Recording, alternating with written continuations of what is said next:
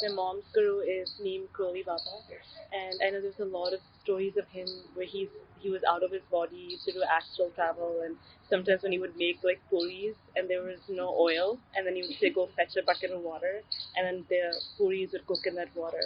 So I mean, I'm sure there are a lot of Siddhs, like Ramakrishna was also considered Siddhs, right? Yes, such such things are possible. Such phenomena are possible. For example, the Yoga Sutras, Patanjali Yoga Sutras, speaks about a lot of Siddhis, occult powers. Um, I have myself seen a little bit in some case of some monks, just a little bit here and there, like telepathy, knowing what's in the thoughts of another person. However, I must say that all great spiritual masters have cautioned us against pursuing these powers because they are so attractive that they can easily deviate a spiritual seeker from their spiritual goal.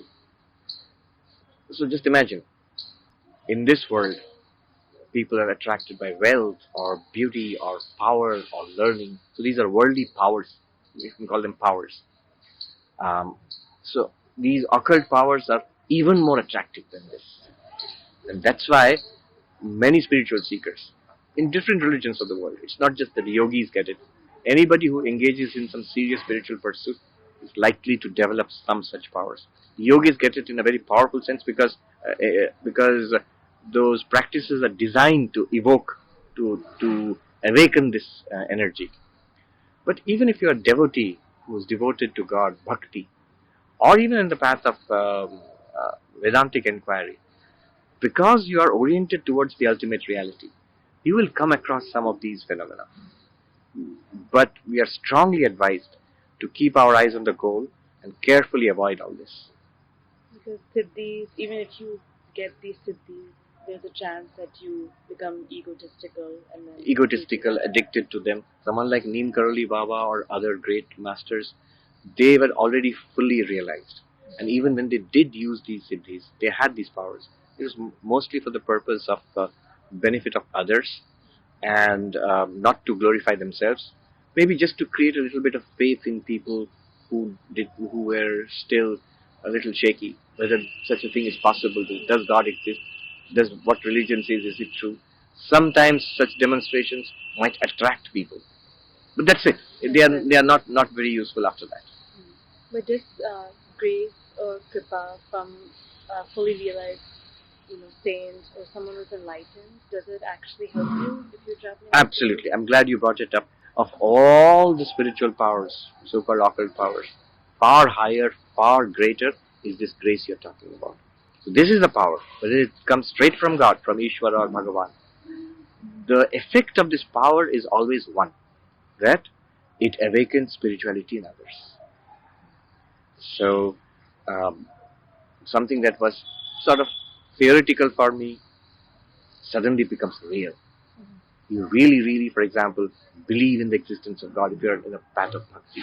Or if you're a path of meditation, you were trying all these years to concentrate.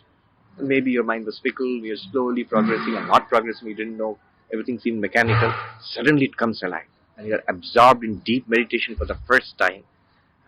You're like sucked into it and stilled, mind is stilled. That is grace. Or in the path of knowledge, you were reading all these books and thinking and trying this meditation, that meditation, these pointing out pointers, and and all of it still seemed intellectual, not quite real. But suddenly you see, it's like the curtain is removed, and you begin to see what all these texts were talking about. Now you know you're no longer seeking. Now you know very clearly. Now the texts start speaking to you because you are in sync, in tune with what they're trying to say. All of this there's some grace there because you realize it is not really a direct result of my efforts. It's not. You have to make the effort. But the effort is just like saying that I want it.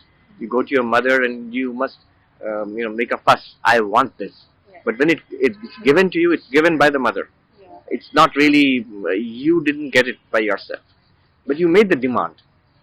So our sadhana, you can think of it, our spiritual practices, what we do, devotion, meditation, Vedantic inquiry, whatever it is. It's like a child demanding something um, from God, the universe, or whatever it is, and then the answer comes. That's grace. Just before, like, we took our flight from Delhi, so we have a Kali Ma Murti in our home, like this big, and she was there with all the other gods and goddesses. So I took her out from the place, and I put her in front, and I started crying and like shedding tears, and I said, Swami Sarvapriyananda Ji is in India, Matavi, you have to, make me do a like episode with him. This is the only thing I want. And I said that, just like Ramakrishna Ji told Vivekananda Ji to ask him, I am asking you this, and then it was, I believe in this 100%. It's happened. See, and it happened. Yeah. And it works. Yes, it does. It does.